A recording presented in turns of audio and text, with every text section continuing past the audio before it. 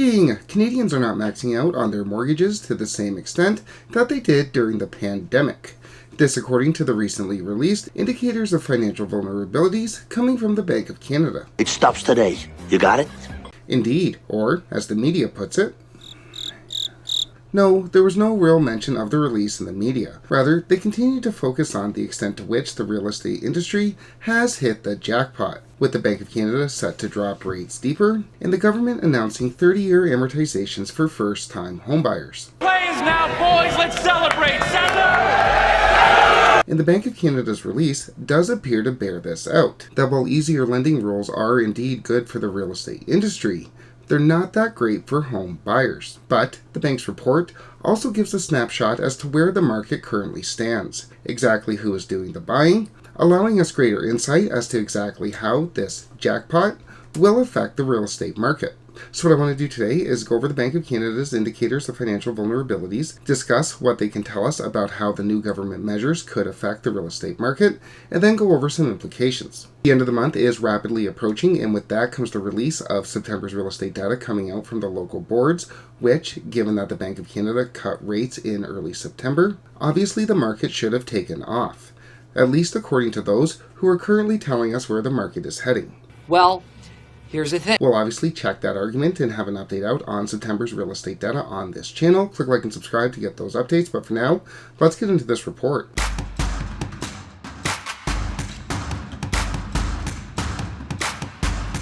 On to the report from the Bank of Canada. First up, the financial stress being taken on by Canadians, which, according to the bank, has plummeted.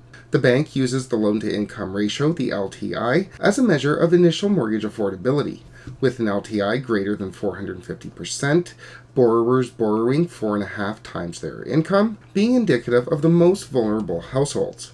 In taking a look at this data, we can see that the number of borrowers taking on such large loans relative to their income has plunged over the past few years. And that's even more so the case with insured mortgages, those mortgages that have less than 20% down, those mortgages which the government is now going to allow to be extended up to 30 years. As we can see, of all the mortgages taken out in Q1 in 2024, only 7% of them are insured with a high loan-to-income ratio. So, for those most likely to put minimum down, those for whom the government just increased their buying power, they haven't been really maxing out their mortgages.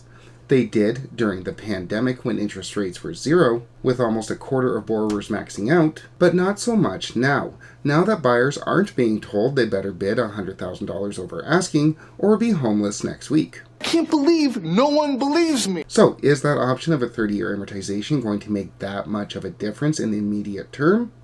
I'm not so sure. Had they have increased the amortization back in Q1 of 2022, as some, including MPC, wanted them to, when the LTI was sitting here, then yeah, we might have seen an immediate effect, as 1/4 of all borrowers were in fact maxing out. Another good sign. Not a good sign. But now, when we're at like 12, I'm not so sure. And although I usually do like to stick with the data, anecdotally, I can say that this does in fact match what I'm seeing on the ground. The majority of borrowers are no longer maxing out on their LTI. Most are leaving themselves quite a bit of room when entering into the market, which, given the uncertain economy, is a good thing. For who?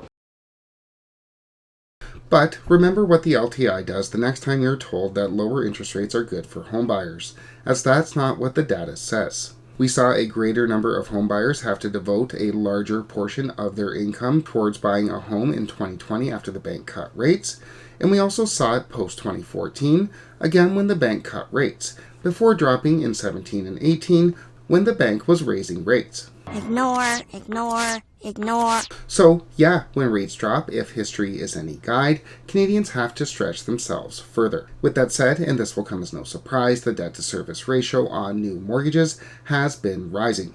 As with higher interest rates, overall mortgage payments relative to income are going to be higher, which will, obviously in the short term, come down as interest rates drop, as they did during the pandemic, before rising again if those lower interest rates feed into home prices. But the report not only added to our understanding of the extent to which home buyers are stretched, or not, but it also gave us some idea as to who is doing the buying right now. While I think there's been a general sentiment, especially in places like Toronto, that investors have left the real estate market, the Bank of Canada says that in the aggregate at least, that is not so much the case, with investors representing 30.5% of home purchases in Q2 versus 28% at the pandemic peak. So investors haven't exactly left the market, actually increasing their share since the pandemic peak. Further, flipping is just as prevalent as it was during the pandemic, with the number of houses being flipped within 6 months actually higher than it was during the pandemic peak. But while the stats are being artificially skewed by activity occurring out west,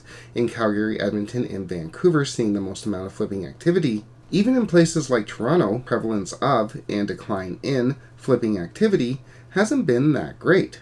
So if there is this idea out there that as soon as rates drop, investors are going to flood into the market and we're going to see a lot more flipping activity, I'm not sure that's the case, as the investors and the flippers, the speculators, didn't really ever leave the market, at least according to the data being provided by our central bank. Further, it's not just investors that have kept up or increased their share of the market, with first-time homebuyers increasing their slice of the pie, up 3% since the pandemic peak in Q1 of 22. So, while investors and first-time homebuyers have increased their share as interest rates have stayed high, those repeat homeowners, those who already have homes, have to sell and then buy another home, have seen their share of the market plummet, dropping from 34% in Q3 21 to 25.5% currently. So, if you want to know who's left the market, who hasn't been doing the home buying, it's current homeowners, down about 9% since the peak during the pandemic. And again, those new rules, those new 30-year amortization rules,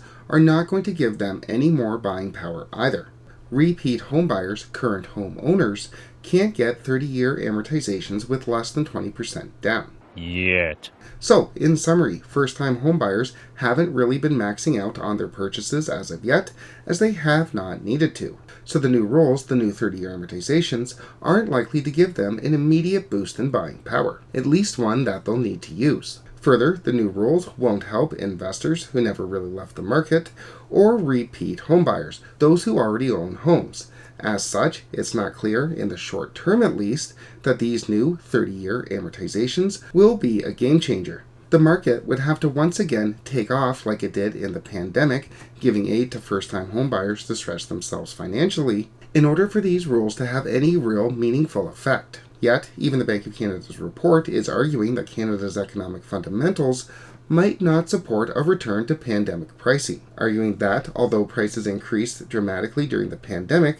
expectations of future price increases and strengthened investor demand likely contributed to this rise. Notice how there was no mention in that argument about a lack of supply, or the salesmanship of our little wannabe Jordan Belfors. Further, the bank warns, a large misalignment of house prices relative to long-term market drivers could lead to an abrupt price correction in the future. Large misalignment relative to longer-term market drivers. That tells me a real estate market disconnected from economic fundamentals, which indicates, to me at least, a central bank that's not so sure that prices take off once again, even with the rate cuts, now that the FOMO appears to have been broken.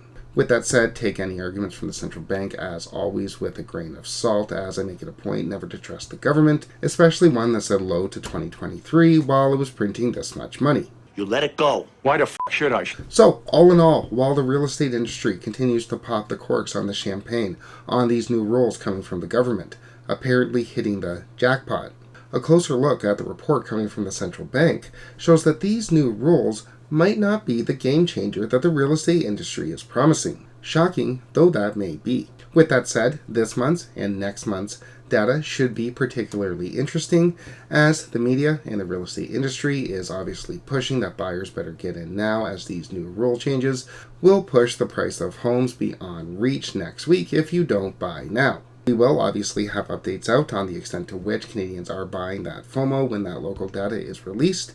Click like and subscribe if you want to get those updates, but for now, thanks so much for watching.